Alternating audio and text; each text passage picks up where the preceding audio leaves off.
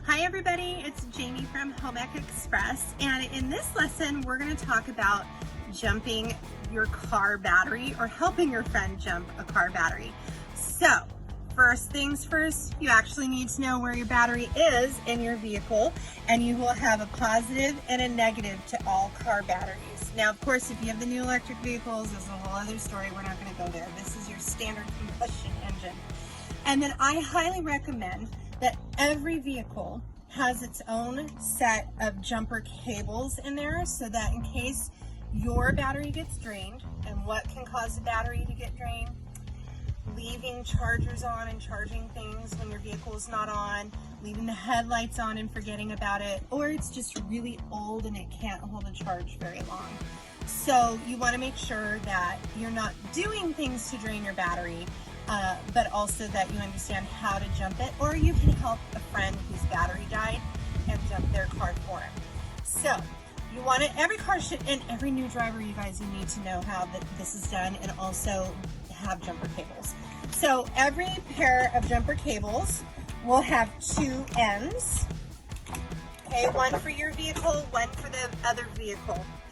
And so on each end of the battery, or of the cable, you have your positive and your negative clamps, okay? So we're gonna pretend that I am helping somebody jump their car. So imagine that my vehicle is on, okay? So my vehicle is on because I am the one that's giving the jump, and we want to remove any covers on the battery, okay? We're going to it's gonna be easier this way. We're going to clamp this onto our car battery. So positive and negative, okay? Both sides. Now, if my engine was actually on right now, okay, then we have live electricity running through these cables, okay? If we have live electricity running through the cables, you do not want these to touch because they will spark, okay? Not fun, don't do that. So, engine is on this vehicle. If we had another vehicle over here that had a dead battery, we would place the clamps in the exact same position on their car battery. Red positive, black negative, and then that person would then turn over their car, turn it on, and you would hear that battery jump to life and the engine would turn on.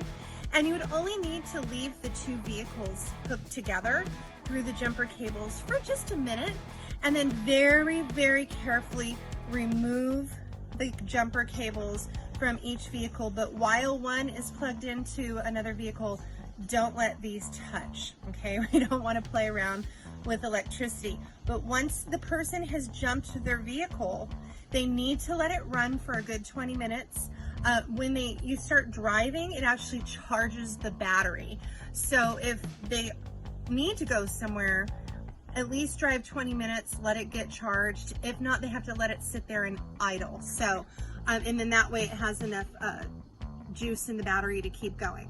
So that's one of the easiest things that you can do to help yourself out if you have lost power in your battery, or if you need to help a friend.